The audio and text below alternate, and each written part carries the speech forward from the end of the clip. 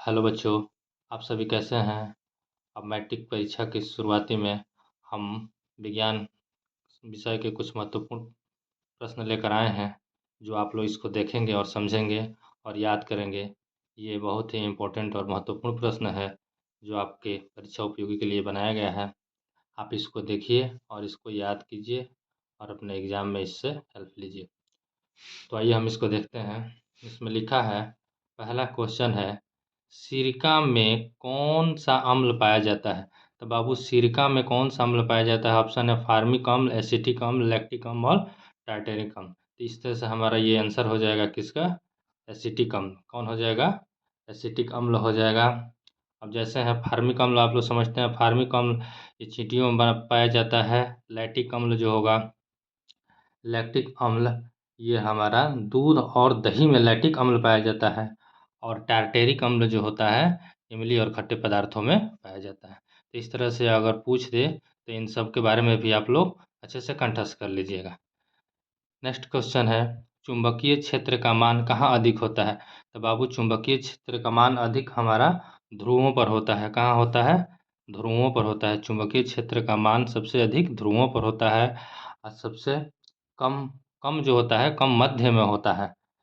और ये जो प्रश्न है ये ऐसे घुमा फिरा के भी पूछ सकता है कि चुंबकीय क्षेत्र का मान कहाँ कम होता है, तो हम कहाँ लिखेंगे, मध्य में होता है। और अधिक है तो ध्रुवों पर होता है। नेक्स्ट प्रश्न है, प्राथमिक रंग कौन सा है। प्राथमिक रंग कौन सा है। तो ये नंबर लाल, नीला, हरा, तीनों। तो बाबू, प्राथमिक रंग लाल, नीला और हरा तीनों होता है। तो ये हमारा तीनों ऑप्शन हो जाएगा।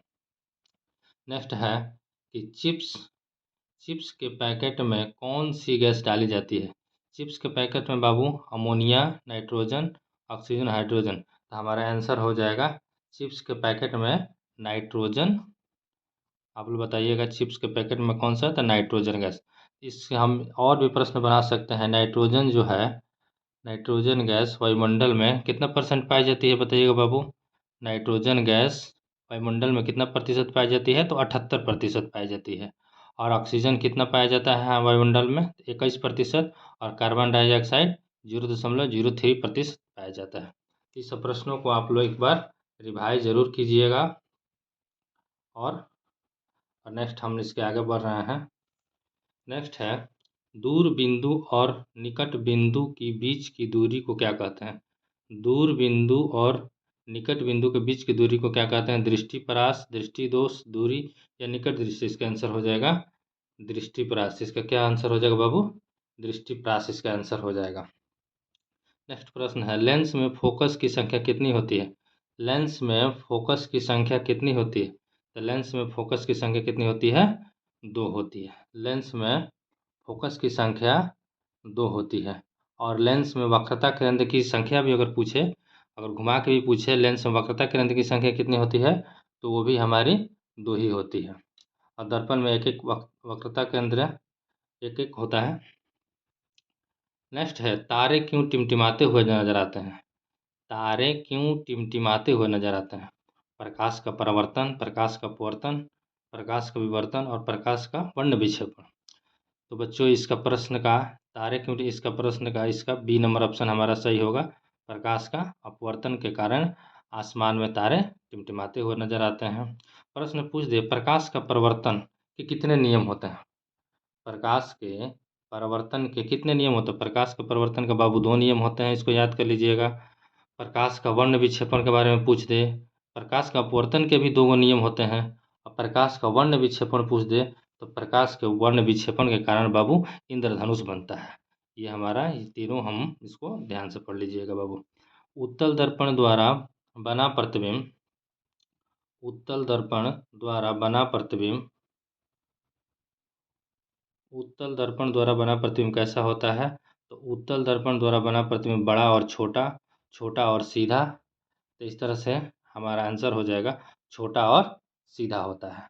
छोटा और सीधा दे दे, या आभासी या काल्पनिक या सीधा। छोटा या सीधा, आभासी या सीधा, काल्पनिक या सीधा, ये दे दे तो तीनों हमारा ये बी नंबर ऑप्शन सही हो जाएगा बाबू। ये हमारा कौन सही होगा, तो बी नंबर ऑप्शन सही होगा। नेक्स्ट प्रश्न है, वैसा पदार्थ नेक्स्ट प्रश्न है, वैसा पदार्थ जिसमें विद्युत धारा प्रभावित नहीं होती है। तो ये कुछ चीज़ समझिए, विद्युत धारा प्रभावित नहीं होती है मतलब विद्युत धारा प्रभावित प्रभावित लिख दिया, प्रवाहित, विद्युत धारा प्रवाहित होता है।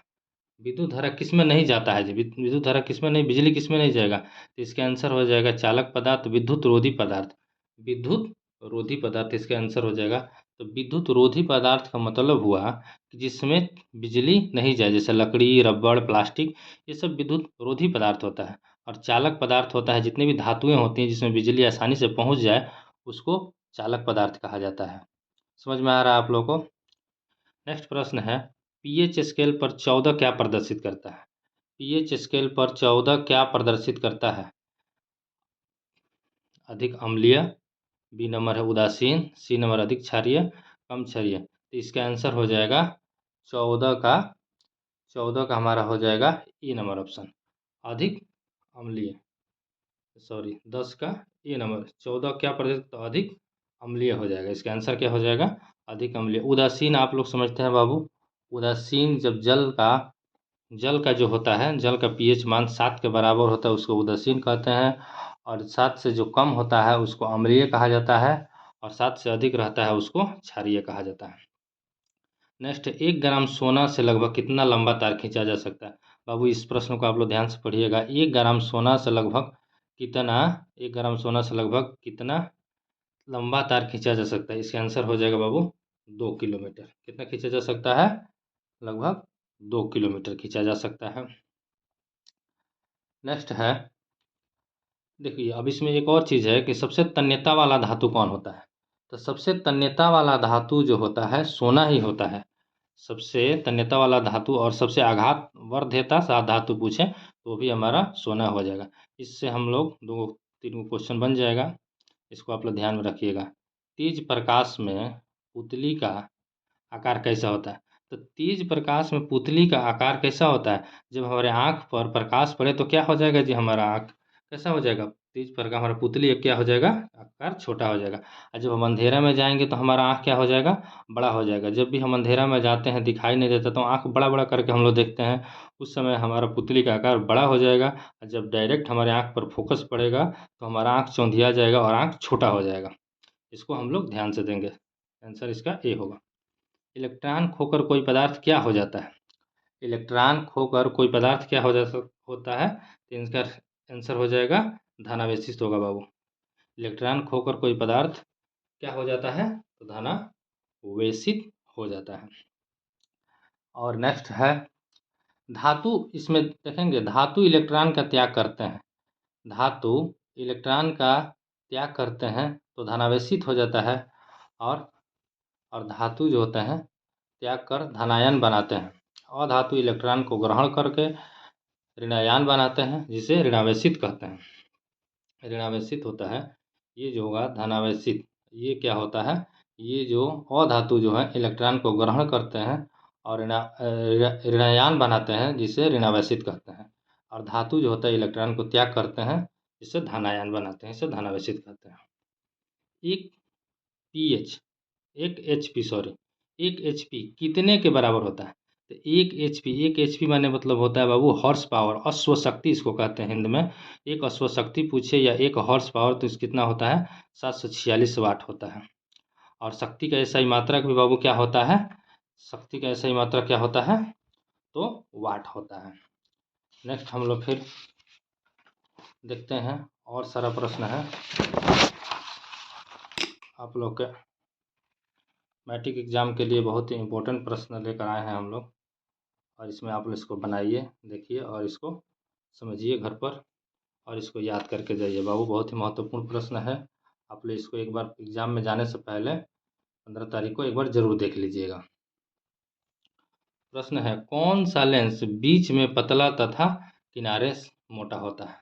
तो बाबू कौन सा लेंस जो होता है बीच में पतला तथा मोटा होता है, तो हमारा हम जानते हैं कि ये बीच में पतला होता है, ये जो होता है बाबू, ये बीच में पतला और ऐसे, और बीच में पतला और किनारे मोटा होता है, ये हो जाता है हमारा अवतल लेंस। ये हो जाएगा हमारा अवतल लेंस, ये हो जाएगा हमारा उत्तल लेंस। ये किनारे पतला और बीच में मोटा होता है उत्तल हो जाता है, और बीच में धंसा हुआ रहता है, किनारे मोटा रहता है, ये अवतल लेंस हो जाएगा। कौन सा इनमें कौन प्रकाश संश्लेषी अंग है? प्रकाश संश्लेषी अंग कहा जाता है बाबू जो प्रकाश को संश्लेषित करता है। इसका आंसर हो जाएगा ए नंबर ऑप्शन, हरित लवक। बाबू पर हरित लवक जो होता है, हरित लवक जो होता है ये पत्तियों को हरा करने का काम करता है। सूर्य के प्रकाश को अवशोषण करके, और ये पत्तियों को क्या बनाता है? हरा बनाता है। पेड़ पौधों को हरा बनाता है, जो पत्तियां हरी दिखाई देती है, यह हरित लवक का काम है। नेक्स्ट प्रश्न है, किसकी उपस्थिति के कारण लोहे में जंग लगता है? ये बहुत भी एक मोस्ट भी प्रश्न है। किसकी उपस्थिति के कारण? तो बाबू किसी भी किसके, तो इसका आंसर हो जाएगा शुष्क आर्द्र। बाबू इसका आंसर हो जाएगा बी नंबर ऑप्शन, आर्द्र वायु। आर्द्र मतलब होता है जहाँ पानी के संपर्क में आने से ये क्या होता है, इसका लोहे में जंग लग जाता है और लोहे का भार बढ़ जाता है। इसका आंसर हो जाएगा आर्द्र वायु, मैंने ठंडक के पानी के संपर्क में आ रहे। ये लिखा है रक्त, ब्लड। रक्त किसके कारण से लाल दिखाई देता है? तो रक्त किसके कारण से लाल दिखाई देता है? तो बाबू हीमोग्लोबिन। इसका आंसर क्या हो जाएगा? B option, haemoglobin. इसका आंसर हो जाएगा हीमोग्लोबिन। हीमोग्लोबिन की कमी से, आप लोग बताइएगा, हीमोग्लोबिन की कमी से कौन सा रोग होता है? तो हीमोग्लोबिन की कमी से एनीमिया रोग होता है। और हीमोग्लोबिन जो होता है, रक्त, ब्लड, इसकी कमी से हमारे शरीर में एनीमिया रोग होता है। और एक और प्रश्न इससे पूछ सकता है कि रक्त में कौन सा धातु पाया जाता है? तो रक्त में बाबू आयरन धातु पाया जाता है, सॉरी लोहा, इसको कहते हैं, इंग्लिश में आयरन कहेंगे, और लोहा धातु पाया जाता है। और रक्त का, इससे और एक प्रश्न पूछ सकता है कि रक्त का यानी ब्लड का पीएच मान कितना होता है? तो 7.4 होता है। इससे हमारा 3 प्रश्न बन सकता है। नेक्स्ट प्रश्न है बाबू, पराग कोश में पाए जाते हैं, पराग कोश में पाए जाते हैं, तो पराग कोश में क्या पाया जाता है बाबू? पराग कोश में हमारा पराग कण, ऑप्शन क्या हो जाएगा आंसर? पराग कण पाया जाता है। नेक्स्ट है मानव नेत्र। मानव नेत्र में कौन सा लेंस पाया जाता है? मनुष्य का जो आँख होता है, कौन सा लेंस पाया जाता है? तो मनुष्य का जो नेत्र होता है वह बी नंबर ऑप्शन, उत्तल लेंस के भांति काम करता है। मनुष्य का आँख जो होता है, फोटो उत्तल लेंस, जो फोटोग्राफिक कैमरा जो होता है उसमें भी उत्तल लेंस का प्रयोग होता है। हमारा आँख भी जो होता है फोटोग्राफिक कैमरा की तरह काम करता है, जो उत्तल लेंस के भांति काम करता है, जो उत्तल लेंस होता है। नेक्स्ट प्रश्न है, और अवतल लेंस का आप लोग समझते हैं, बड़ा बड़ा चीज़ों को देखने में काम आता है, जैसे दाढ़ी, हजामती, या डॉक्टर जो होता है, आँख नाक गला के डॉक्टर, जो अवतल लेंस का, सॉरी दर्पण का प्रयोग होता है। और अवतल दर्पण का प्रयोग होता है, अवतल लेंस नहीं होगा, क्योंकि अवतल दर्पण में कोई वस्तु होता है बड़ा बड़ा दिखाई देता है, इसको समझ लीजिएगा। नेक्स्ट प्रश्न है, खतरे के सिग्नल में कौन सा रंग का उपयोग किया जाता है? तो बाबू खतरा का रंग जो होता है, आप लोग समझते हैं, खतरा का रंग तो आप लोग जानते ही हैं कि लाल होता है। हमेशा खतरा जो होता है डेंजर का प्रतीक होता है। और इसमें लाल रंग का उपयोग क्यों होता है? क्योंकि लाल रंग का जो होता है तरंगदैर्घ्य सबसे अधिक होता है। और प्रकीर्णन किसका सबसे अधिक होता है? तो बैगनी का। लाल रंग का तरंगदैर्घ्य इसमें क्या होता है? सबसे अधिक होता है। चटकार होता है, दूर से भी दिखाई दे देता है सिग्नल। और इसका जो होता है छितराव कम होता है, प्रकीर्णन कम होता है, और तरंगदैर्घ्य अधिक होता है। इसी के लिए इसका खतरे के सिग्नल में, चाहे बड़े बड़े टावरों पर, लाल रंग का उपयोग किया जाता है। नेक्स्ट प्रश्न है, इंद्रधनुष किस प्रकार का स्पेक्ट्रम है? तो इंद्रधनुष बाबू किस प्रकार का पूछ रहा है? प्राकृतिक कि कृत्रिम है? तो कृत्रिम होता है जो मनुष्य बनाता है, और प्राकृतिक होता है जो खुद स्वयं बनता है। तो बाबू इंद्रधनुष तो मनुष्य बनाता नहीं है, प्राकृतिक होगा, ये नेचुरली बनता है। तो इंद्रधनुष किस प्रकार का स्पेक्ट्रम है? तो प्राकृतिक होता है। तो इंद्रधनुष से और भी प्रश्न बन सकता है बाबू कि इंद्रधनुष में कितने रंग होते हैं? तो इंद्रधनुष में 7 रंग होते हैं। और इंद्रधनुष हमेशा सूर्य के विपरीत बनता है, इसको याद रखेंगे। इंद्रधनुष हमेशा सूर्य के विपरीत बनता है, और इसमें 7 रंग होते हैं। और इंद्रधनुष में, जैसे इंद्रधनुष में सबसे ऊपर वाले रंग कौन होता है? बैगनी। और सबसे अंतिम वाला रंग जो होता है लाल होता है। बैनी या पीनाला, ला से लाल आ रहा है, बै से बैगनी फर्स्ट में आ रहा है। नेक्स्ट प्रश्न है बाबू, आप इसको देखिएगा एक बार, जरूर इसको पढ़िए। नेक्स्ट प्रश्न है, विद्युत बल्ब के भीतर निष्क्रिय गैस क्यों भरी जाती है? विद्युत बल्ब के भीतर निष्क्रिय गैस क्यों भरी जाती है? तो बाबू रोशनी बढ़ने के लिए, टंगस्टन के वाष्पन को रोकने के लिए। तो हमारा बी नंबर ऑप्शन क्या हो जाएगा? टंगस्टन के वाष्पन को रोकने के लिए। जो हमारा तंतु जो बना हुआ होता है वह टंगस्टन धातु का बना हुआ होता है कि जो वो पिघलता नहीं है, इसमें निष्क्रिय गैस भी भरी जाती है। नेक्स्ट है 24 नंबर, हीरा का अपवर्तनांक कितना होता है? आप लोग इस प्रश्न को याद कर लीजिएगा। हीरा का जो अपवर्तनांक है कितना होता है? तो हीरा का अपवर्तनांक 2.42 2.42 होता है। काला हीरा किसे कहा जाता है? तो काला हीरा बाबू, काला जो होता है तो काला हीरा ऑप्शन नंबर सी कोयला को कहा जाता है। कोयला जो है अनवीकरणीय है। अनवीकरणीय उसको कहते हैं जो कि ये एक बार ख़त्म होने के बाद उससे दोबारा हम नहीं प्राप्त कर सकते हैं। जो ख़त्म हो जाएगा और फिर दोबारा मिलने वाला नहीं है, उसको हम क्या कहेंगे? अनवीकरणीय, जो कि अनवीकरणीय कोयला होता है। नेक्स्ट पौधों में नेक्स्ट है पौधों में मादा भाग को क्या कहते हैं? ये भी मोस्ट भी यही प्रश्न है। पौधों में मादा भाग को क्या कहा जाता है? पौधों में मादा भाग को क्या कहा जाता है? जयांग। पौधों के मादा भाग को क्या कहा जाता है? जयांग। अब एक चीज़ पूछता है, पौधों में नर भाग को क्या कहा जाता है? तो बाबू पौधों के नर भाग को पुंकेसर कहा जाता है। क्या कहा जाता है? पुंकेसर। और मादा भाग को जयांग कहा जाता है। ये मोस्ट भी प्रश्न है। अब आप लोगों को इसके एग्जाम्पल के साथ साथ हम समझा रहे हैं, आप इसको थोड़ा सा ध्यान दीजिएगा तो आपको बहुत फायदा होगा। नेक्स्ट प्रश्न है बाबू कि दाल किस पौष्टिक अंश का स्रोत है? दाल, अब आप समझते हैं कि दाल में क्या मिलता है। तो दाल जो है किस पौष्टिक अंग का स्रोत है? तो दाल जो है प्रोटीन। दाल जो है किसका किसका है जी? दाल में क्या मिलता है हमको? प्रोटीन। अब प्रोटीन कौन कौन चीज़ से मिलता है? तो बाबू प्रोटीन हमको सोयाबीन से मिलता है, दाल से मिलता है, अंडा से मिलता है।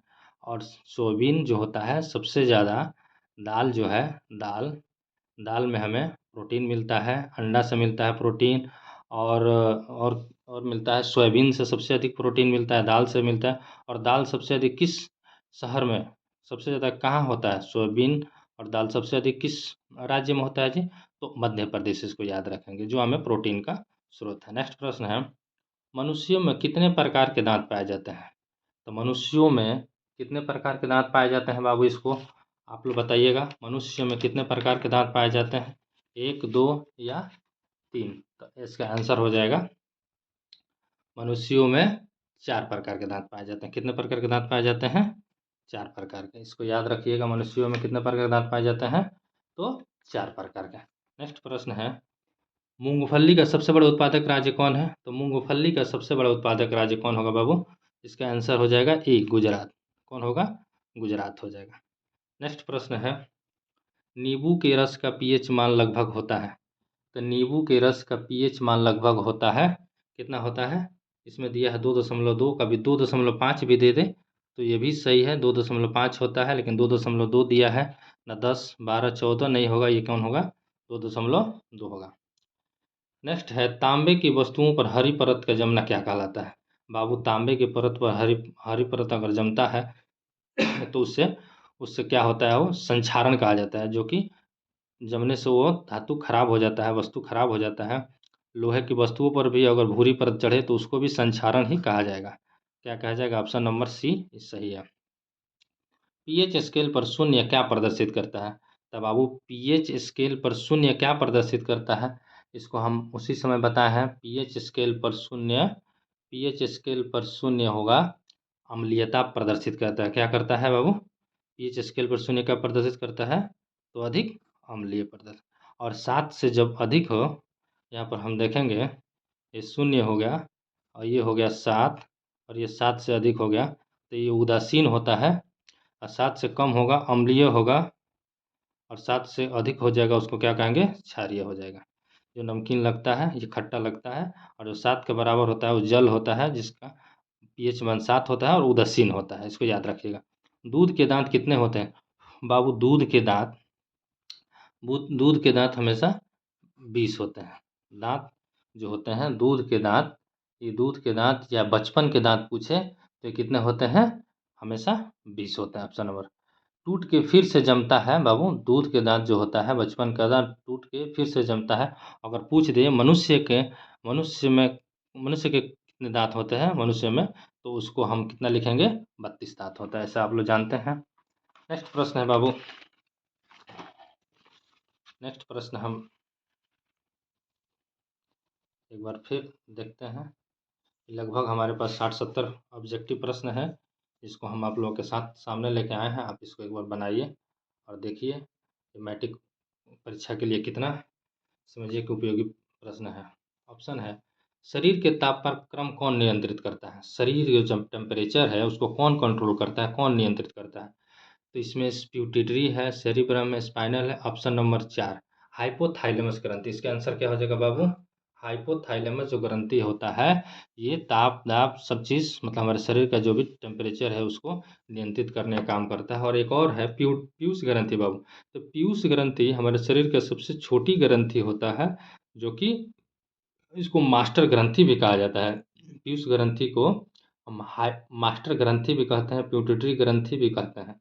समझ में आएगा? सबसे छोटी ग्रंथि होती है जो कान में होती है। नेक्स्ट, नर युग्मक एवं मादा युग्मक के संकलन को क्या कहते हैं बाबू? नर युग्मक, नर मतलब होता है पुरुष, मादा मतलब होता है स्त्री। इन दोनों का संकलन को क्या कहते हैं? इन दोनों का संकलन को संकलन को निषेचन कहते हैं। ये जो होता है नर और मादा के मिलने से क्या होता है? निषेचन होता है। नर और मादा के मिलने से क्या होता है? निषेचन होता है। नर और मादा मिलकर, तो नर में बाबू शुक्राणु पाए जाते हैं और मादा में अंडाणु पाए जाते हैं, जिसके दोनों से मिलने से निषेचन होता है और इंसान का जन्म होता है। नेक्स्ट है, वायुमंडल में कितना प्रतिशत नाइट्रोजन गैस पाया जाता है? बाबू वायुमंडल में 78% नाइट्रोजन गैस पाया जाता है और 21% ऑक्सीजन पाया जाता है और कार्बन डाइऑक्साइड 0.03% पाया जाता है। इसको पहले भी हम बता चुके हैं बाबू, इसको ध्यान दीजिएगा और याद कीजिएगा। नेक्स्ट है, रक्त में आयरन की कमी से कौन सा रोग होता है? बाबू ये प्रश्न हम पहले भी बता चुके हैं। रक्त में आयरन की कमी से कौन सा रोग होता है? तो रक्त में आयरन की कमी से सी, ऑप्शन नंबर सी, एनीमिया रोग होता है। रक्त में आयरन की कमी से कौन सा रोग होता है? एनीमिया कमी। एनीमिया जो होता है शरीर में खून की कमी हो जाती है, तो इसे एनीमिया रोग कहते हैं। आयरन की कमी हो जाती है, हेमोग्लोबिन की कमी। नेक्स्ट है मधुमेह। ये होता है हमारे शरीर में जो इंसुलिन की कमी होने से, मधुमेह कहिए या शुगर कहिए या इसे डायबिटीज़ कहिए, इसके 3 नाम है, मधुमेह, शुगर, डायबिटीज़। ये शरीर में हमारे इंसुलिन की कमी से मधुमेह रोग होता है बाबू, इसको भी याद रखिएगा। एनीमिया के साथ साथ ये रक्त की कमी से होता है और ये इंसुलिन की कमी से होता है। शरीर में हमारा स्त्राव, इंसुलिन के स्त्राव कम हो जाता है, बंद हो जाता है, जिससे हमारा कौन सा रोग होता है? मधुमेह या शुगर या डायबिटीज़। नेक्स्ट है 38 नंबर, धातुएं इलेक्ट्रॉन का क्या करती हैं? बाबू ये भी बहुत बढ़िया प्रश्न है। धातुएं जो है इलेक्ट्रॉन को क्या करती हैं? तो धातुएं जो होती हैं इलेक्ट्रॉन का त्याग करती हैं। क्या करती हैं? धातुएं इलेक्ट्रॉन का त्याग करती हैं। धातुएं इलेक्ट्रॉन को त्याग करती हैं। अधातु जो होती है, अधातु होती है जो क्या करती है? ग्रहण करती है। ध्यान में दीजिएगा, धातु इलेक्ट्रॉन का त्याग करती हैं और अधातु इलेक्ट्रॉन का ग्रहण करती हैं। इस बहुत ही अच्छा इंपॉर्टेंट प्रश्न है, इसमें दे दी अगर ऐसे भी दे सकता है, धातुएं अधातुएं इलेक्ट्रॉन का क्या करती हैं? तो ग्रहण करती हैं और धातुएं त्याग करते हैं। नेक्स्ट है, निम्न में से किसका भंडारण सीमित है? किसका भंडारण जो कभी खत्म नहीं, जिसका सीमित है, मतलब जो जिसका भंडारण किया गया हो सीमित है, लिमिटेड है, वो खत्म हो सकता है। तो कोयला, सौर ऊर्जा, मिट्टी को, सॉरी दो बार कोयला लिखा गया, कोयला, सौर ऊर्जा, मिट्टी और वायु लिखना चाहिए। तो यहाँ पे हमारा कोयला जो है, कोयला जो है बाबू, इसका भंडारण जो है सीमित है। इसका भंडारण जो है सीमित है, क्योंकि आने वाले समय में ये कोयला ख़त्म हो जाएगा, दोबारा मिलने वाला नहीं है। जो चीज़ ख़त्म हो जाए, लिमिट में हो, सीमित में, भंडारण सीमित हो उसका, उसमें से ये सौर ऊर्जा तो चलेगा, मिट्टी भी चलेगी, वायु भी चलेगा, लेकिन कोयला जो है ये ख़त्म होने वाला है। इसको अनवीकरणीय पदार्थ भी, अनवीकरणीय में भी रखा जाता है। नेक्स्ट प्रश्न है बाबू कि खाने वाला सोडा का रासायनिक नाम क्या है? खाने वाले सोडा का रासायनिक नाम बाबू क्या है? सोडियम कार्बोनेट, सोडियम बाइकार्बोनेट, हमारा बी नंबर ऑप्शन हो जाएगा सोडियम बाइकार्बोनेट, जो खाने वाला सोडा, जो खावा सोडा कहा जाता है, इसका रासायनिक नाम है। और सोडियम कार्बोनेट इसको धोने वाला सोडा कहा जाता है, जिसको सर्फ सर्फ कहा जाता है, जो कपड़ा धोने में इसका काम किया। तो सोडियम कार्बोनेट धोने वाला सोडा होता है। नेक्स्ट है, तड़ित चालक किसका बना होता है? तड़ित चालक बाबू, तड़ित चालक सोना चांदी, सी नंबर क्या हो जाएगा हमारा? तांबा। तड़ित चालक को समझेंगे। तड़ित चालक जो होता है बड़े बड़े बिल्डिंगों में, टावरों पर, बड़े बड़े बिल्डिंगों में लगाया जाता है, तांबे का जो धातु लगाया जाता है। जैसे हमारे छतों पर लगा होता है, जो बिजली गिरती है हमारे छत पर, तो वो तांबे के माध्यम से डायरेक्ट भू संपर्कित तार के माध्यम से हमारे ज़मीन में चला जाता है, जिससे हमारा घर सुरक्षित बच जाता है। इसलिए इसके लिए भू संपर्कित तार के माध्यम से ऊपर लगाए।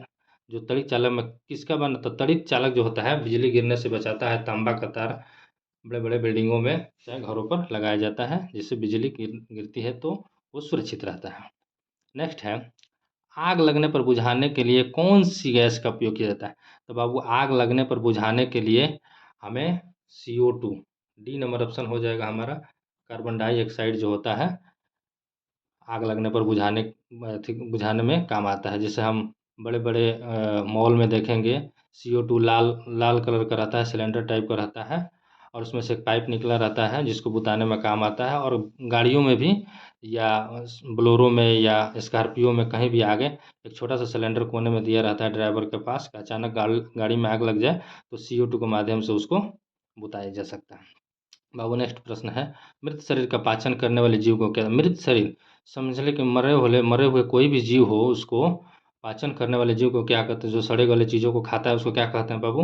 उत्पादक, अपघटक, स्वपोषी। तो इसका आंसर हो जाएगा अपघटक। अपघटक जो होते हैं छोटे छोटे कीड़े होते हैं, जो मरने के बाद उसके शरीर पर लगकर उसको खा जाते हैं, उसको क्या कहते हैं? अपघटक कहा जाता है। बाबू अपघटक। स्वपोषी आप लोग जानते हैं, जो स्वयं अपना भोजन बनाती है, जैसे पेड़ पौधे, हरे पेड़ पौधे, वो स्वपोषी में आ जाएंगे।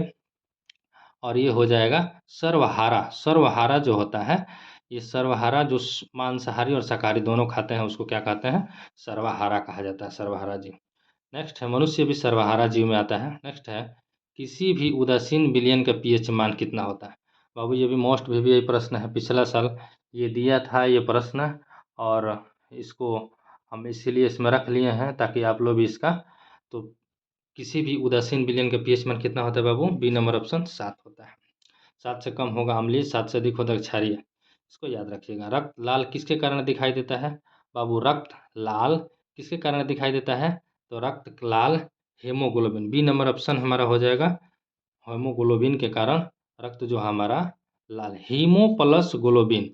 हीमो मतलब होता है लोहा, ग्लोबिन मतलब प्रोटीन। लोहा और प्रोटीन के मिलने से क्या बनता है? आयरन बनता है, जो हमारे शरीर में खून की कमी को दूर करता है, हेमोग्लोबिन। रक्त रक्त भी इसको कह सकते हैं। नेक्स्ट है, नेक्स्ट हमारा प्रश्न है कि विशाल शीशा, विशाल जो शीशा जो है, इसको मैग्नीफाइंग ग्लास भी कहा जाता है बाबू। मैग्नीफाइंग ग्लास निम्न में से कौन है? विशालक शीशा या मैग्नीफाइंग ग्लास में से कौन है? अवतल लेंस, उत्तल लेंस, और अवतल दर्पण, और उत्तल दर्पण। तो इसका बाबू आंसर हो जाएगा हमारा ऑप्शन नंबर बी हो जाएगा। ऑप्शन नंबर कौन सी हो जाएगा? ऑप्शन नंबर बी, उत्तल लेंस। क्या हो जाएगा बाबू? इसका ऑप्शन हो जाएगा मैग्नीफाइंग ग्लास में हमें उत्तल। अब एक चीज़ समझेंगे, उत्तल लेंस को हमें कौन लेंस कहा जाता है?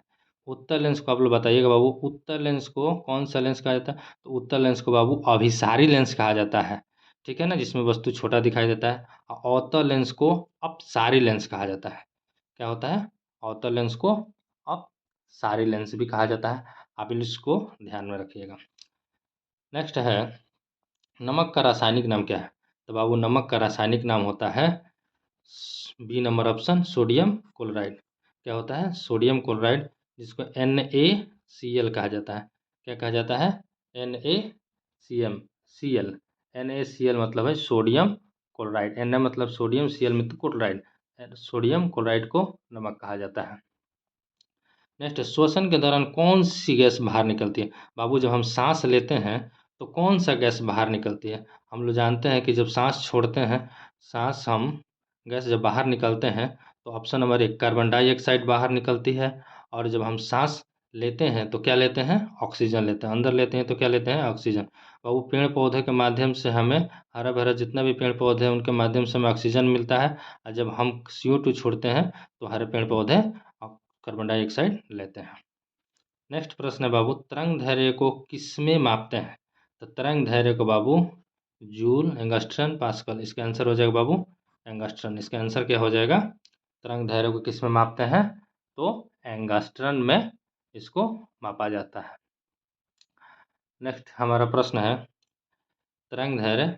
अच्छा एक चीज, तरंग धैर्य किस रंग का तरंग धैर्य सबसे अधिक होता है? आप लोग बताइएगा, किस रंग का तरंग धैर्य सबसे अधिक होता है? बाबू लाल रंग का तरंग धैर्य सबसे अधिक होता है। और सबसे प्रकीर्णन सबसे किसका अधिक होता है? तो प्रकीर्णन सबसे बैगनी का अधिक होता है। जो एम्बुलेंस में बैगनी कलर लगाया जाता है रात को, जो उसका छितराव, प्रकीर्णन मतलब होता है वो छितराव, फैलाव, तो बैगनी का अधिक होता है। और तरंग धैर्य उसका कम होता है बैगनी का, और प्रकीर्णन अधिक होता है। इसका तरंग धैर्य अधिक होता है और प्रकीर्णन कम होता है। जैसे खतरे के जगहों पर तरंग धैर्य लाल रंग का प्रयोग किया जाता है, क्योंकि तरंग धैर्य इसका अधिक होता है लाल रंग का। अब नेक्स्ट प्रश्न है, अपमार्जक से क्या बनते हैं? तो अपमार्जक से बाबू क्या बनता है? अपमार्जक कहा जाता है जो, समझ लीजिए कि अपमार्जक जो सर्फ एक्सल है, शैम्पू है, इजी सर्फ है, ये तीनों जो सर्फ हैं ये अपमार्जक से बनते हैं, जो कपड़ा धोने में मदद करता है। अपमार्जक जो होते हैं ये सभी होते हैं जो हमारे लिए कपड़ा धोने में काम करते हैं। नेक्स्ट प्रश्न है, आवृत्ति का ऐसा ही मात्रक। तो आवृत्ति का ऐसा ही मात्रक बाबू हर्ट्ज होता है। क्या होता है? हर्ट्ज होता है। अब विद्युत एम्पियर का क्या होता है? धारा होता है। और न्यूटन का क्या होता है? बल होता है बाबू। न्यूटन का क्या होता है? बल होता है। और टेस्ला का चुंबकीय क्षेत्र का क्या होता है? टेस्ला होता है। एम्पियर धारा, आवृत्ति का हर्ट्ज होता है। नेक्स्ट बाबू हम देखते हैं, नेक्स्ट हमारा प्रश्न है आप लोगों के लिए, हम ये लेके आए हैं प्रश्न जो कि परीक्षा उपयोगी के लिए बहुत ही इम्पोर्टेंट प्रश्न है। नेक्स्ट,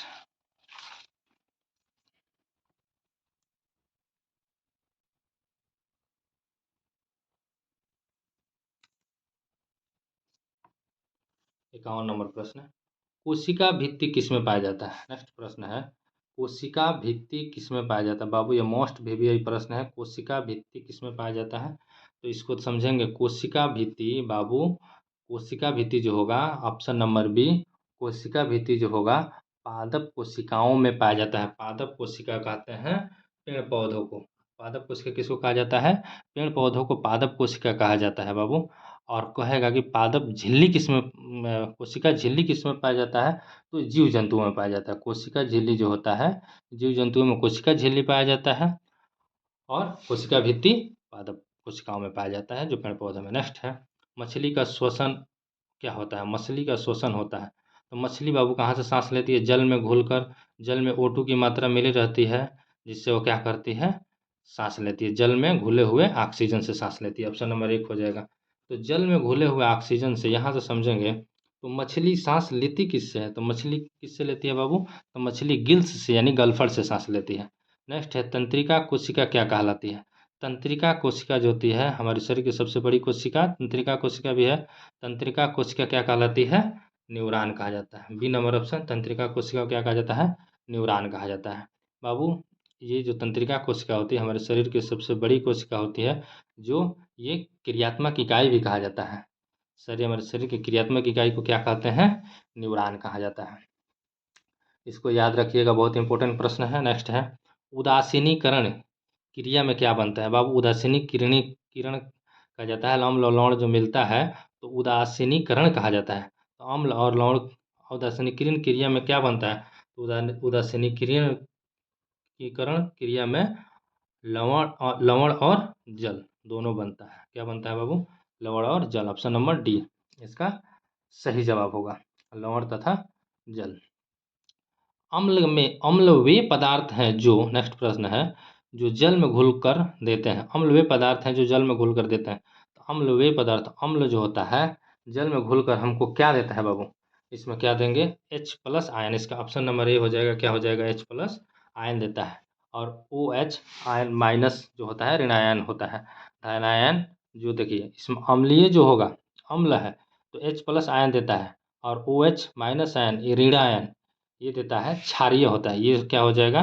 क्षारीय जो पदार्थ है OH- आयन देता है, और अम्लीय जो होता है H+ आयन देता है। इसको बाबू ध्यान में रखेंगे। जंग लगने पर लोहे का भार डिटो होता है। अब बताना है बाबू, जंग लगने पर लोहे का भार हमसे क्या होता है? जब जंग लगेगा, पानी से संपर्क में आने के बाद तो क्या हो जाएगा? उसका भार हमेशा बढ़ जाएगा, वजन और बढ़ जाएगा, जंग लगने पर और भारी हो जाएगा। तो जंग लगने से बचने के लिए हमें क्या किया जाता है? लोहे पर जो जंग से बचने के लिए एक लेप लगाया जाता है, जिसको कहा जाता है जस्तीकरण, गल्वेलाइजेशन। इंग्लिश में कहा जाता है गल्वेलाइजेशन या जस्तीकरण कहा जाता है, जिसमें जिंक की परत को चढ़ाया जाता है। तो जिंक का परत जो होता है, ये चढ़ाने से हम लोहे को सुरक्षित बचा सकते हैं। बाबू नेक्स्ट प्रश्न है कि गोलीय दर्पण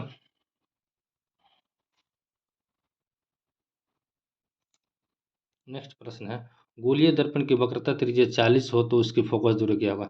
तो 40 अगर वक्रता त्रिज्या रहे, इसको 2 से भाग देंगे तो इसका आंसर कितना हो जाएगा? 20। तो ऑप्शन नंबर सी हमारा कितना हो जाएगा इसका? गोलीय दर्पण की वक्रता त्रिज्या 40 हो तो इसका फोकस दूरी कितना हो जाएगा बाबू? 20 हो जाएगा। इसका फोकस दूरी कितना हो जाएगा? 20 हो जाएगा। नेक्स्ट है, कार की बैटरी में कौन सा अम्ल का प्रयोग किया जाता है बाबू? कार की बैटरी में हमेशा SO2 सल्फ्यूरिक अम्ल, कौन सा अम्ल पाया जाता है? सल्फ्यूरिक अम्ल डाला जाता है, जिसको बैटरी को चार्ज में लगाया जाता है। तो बैटरी में एसिड जो डाला जाता है उसका नाम है सल्फ्यूरिक अम्ल। और एक और चीज़ होता है कि हाइड्रोक्लोरिक अम्ल कहाँ पाया जाता है बाबू? HCl हाइड्रोक्लोरिक इंसान के पेट में पाया जाता है, इंसान के यकृत में पाया जाता है। वो हाइड्रोक्लोरिक जो अम्ल होता है, जो हमारे पेट में HCl बनता है, हाइड्रोक्लोरिक अम्ल बनता है। नेक्स्ट प्रश्न है, अस्थाई चुंबक किसका बना होता है बाबू? ये अस्थाई यानी परमानेंट चुंबक कह रहा है। तो परमानेंट चुंबक किसका बनता है बाबू? परमानेंट चुंबक हमारा किसका बनता है? तो ऑप्शन नंबर डी, इस्पात का। किसका बनता है? इस्पात का। अगर कहेगा कि विद्युत चुंबकीय बनाने में, तो विद्युत चुंबकीय बनाने में नरम लोहे का प्रयोग किया जाता है। विद्युत चुंबक बनाने में किसका प्रयोग किया जाता है? नरम लोहे का प्रयोग किया जाता है। लेकिन अस्थाई अस्थाई अगर बनाना हो तो इस्पात। पीत रस कहाँ बनता है बाबू? पीत रस बनता है हमारा यकृत में। यकृत यानी लीवर में, लीवर यानी पेट हमारा। जो पीत रस कहाँ बनता है? यकृत में बनता है। नेक्स्ट प्रश्न है, जो यकृत को हम ऐसे समझेंगे, यकृत जो हमारे शरीर की सबसे बड़ी ग्रंथि भी होती है, यकृत ग्रंथि होती है। इसमें कई प्रकार के जठर रस निकलते हैं, और पेप्सिन और माइलेज, इस तरह पेप्सिन जो होता है प्रोटीन का पाचन करता है। यकृत जो होते हैं मेरे शरीर की सबसे बड़ी ग्रंथि यकृत होती है, लीवर होती है। जंग रोधी स्टील क्या है? जंग रोधी मैंने जंग लगने से बचाने के लिए स्टील, इसमें से कौन सा स्टील होगा? तो जंग रोधी स्टील बाबू इसका हो जाएगा हमारा 61 का सी नंबर ऑप्शन।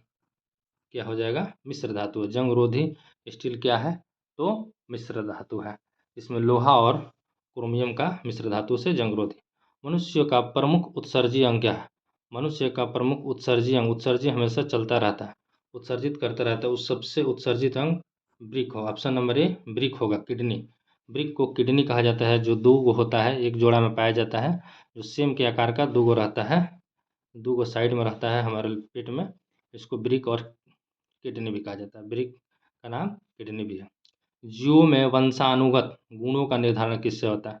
जीवों में वंशानुगत गुणों का निर्धारण, जीव में जब इंसान के जन्म होता है तो जो उसका वंश का निर्धारण किससे होता है? तो बाबू इसका ऑप्शन नंबर ए जीन से होता है। किससे होता है बाबू? इसका ऑप्शन नंबर ए जीन से होता है। नेक्स्ट प्रश्न है, किससे होता है? जीन से होता है। 63 नंबर आपका।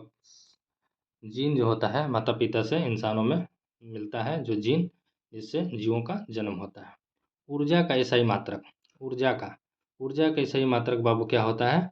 ऑप्शन नंबर ए जूल होगा। ऊर्जा का एसआई मात्रक क्या होगा? जूल। कार्य उसमें ऊर्जा का मात्रक क्या होता है? जूल होता है। इसको हम याद रखेंगे इस तरह से।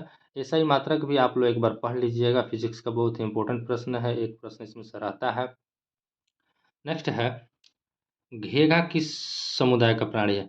बाबू घेघा जो होता है, घेघा को देहाती भाषा में ऐंठा भी कहा जाता है। किस समुदाय का प्राणी है? तो घेघा जो है मोलस्का समुदाय का प्राणी है। इस समुदाय वाला जो होगा प्रश्न, ये बहुत ही वीवीआई प्रश्न है। मोलस्का समुदाय में जितने भी रैंक के चढ़ने वाले होते हैं जीव मोलस्का में आते हैं, जैसे ऐंठा हो गया और केकड़ा हो गया, और इस तरह से जिसका कछुआ जिसका कवच जो होता है बहुत हार्ड होता है, कठोर होता है, तो मोलस्का वर्ग में आता है। अंगूर में कौन सा अम्ल पाया जाता है? बाबू अभी आप लोग को बताए हैं। अंगूर में जो होता है कौन सा अम्ल पाया जाता है? तो अंगूर में होता है टार्टेरिक अम्ल। कौन सा अम्ल पाया जाता है बाबू? टार्टेरिक अम्ल पाया जाता है। इसको फार्मिक अम्ल चींटियों में पाया जाता है, सिट्रिक अम्ल नींबू में पाया जाता है। इसको आप लोग याद रखिएगा। हल्के जले का दाग धब्बे छुड़ाने में इस अम्ल का प्रयोग किया जाता है। भरतपुर पक्षी अभयारण्य कहाँ है? तो बाबू भरतपुर पक्षी अभयारण्य हमें कहाँ है? राजस्थान में। भरतपुर पक्षी अभयारण्य कहाँ है? राजस्थान जो है ये भारत का सबसे बड़ा क्षेत्रफल में सबसे बड़ा शहर भी है। इसको आप लोग याद रखिएगा, बहुत ही मोस्ट भी इम्पोर्टेंट प्रश्न है। किस अम्ल के जमाव के कारण मांसपेशियों में थकावट है, दर्द का अनुभव? बाबू कौन सा अम्ल हमारे शरीर में बनता है जिससे हमारे शरीर में दर्द होता है, थक जाता है आदमी? कौन सा अम्ल हमारे शरीर में जम जाता है, बैठ जाता बन जाता है? तो बाबू इसका आंसर हो जाएगा ऑप्शन नंबर 1 लैक्टिक अम्ल। क्या होता है? लैक्टिक अम्ल से हमें थकावट और कमजोरी महसूस होता है, बदन टूटने लगता है और हम थक जाते हैं, और जिससे हम कोई भी काम करने में असमर्थ होते हैं। लैक्टिक अम्ल जो होता है शरीर में बनने के कारण हमें थकावट महसूस होता है। बाबू लैक्टिक अम्ल किस में पाया जाता है? लैक्टिक अम्ल जो है किस में पाया जाता है? तो लैक्टिक अम्ल हमारा किस में पाया जाता है? लैक्टिक अम्ल इमली, टमाटर, सिरका, ऑप्शन नंबर ए हो जाएगा दही में। लैक्टिक अम्ल किस में पाया जाता है बाबू? दही में पाया जाता है, जो कि दही को जमाने में मदद करता है। इसको दही को जमाने में लैक्टोबैसिलस जीवाणु जो होते हैं दूध से दही बनाते हैं, ये जो लैक्टिक अम्ल इसमें पाया जाता है दही में, दूध में भी। साइड मिरर के रूप में उपयोग दर्पण है। अब आपको बताना है बाबू, साइड मिरर जो बाइक मोटरसाइकिल चलाते हैं उसके साइड के रूप में, साइड में कौन सा दर्पण का उपयोग होता है बाबू? जो कि बड़ा बड़ा पीछे से सपोज ट्रक आ रही हो, बड़ा बड़ा चीज प्रतिबिंबों को छोटे से एक शीशा में दिखाने में काम करता है, वो होगा उत्तल दर्पण जो होता है। इसमें छोटा प्रतिबिंब बनता है, आभासी बनता है, काल्पनिक बनता है, जिसे हम आसानी से पीछे से आ रही ट्रक को, बस को, किसी भी आदमी को हम छोटे से शीशा में दे सकते हैं, क्योंकि इसमें छोटा प्रतिबिंब बनता है उत्तल दर्पण में। तो साइड मिरर के रूप में कौन सा दर्पण उपयोग होता है बाबू? उत्तल दर्पण का उपयोग होता है। आप इसको आप लोग एक बार इसको एग्ज़ाम से पहले आप इसको ज़रूर पढ़िएगा, और पढ़ने के बाद तब आप एग्ज़ाम में जाइएगा। आई होप, मैं आशा करता हूँ कि आप लोग इस जो टॉपिक, ये जो विज्ञान का जो सब्जेक्ट पढ़ा है इसमें से आप लोगों को बहुत सारा प्रश्न लड़ेगा, बहुत सारा प्रश्न से आप लोगों को हेल्प मिलेगा। तो आई होप एक बार इस वीडियो को पढ़ के ज़रूर जाइएगा 15 तारीख को। जय हिंद, जय भारत। Thanks for watching.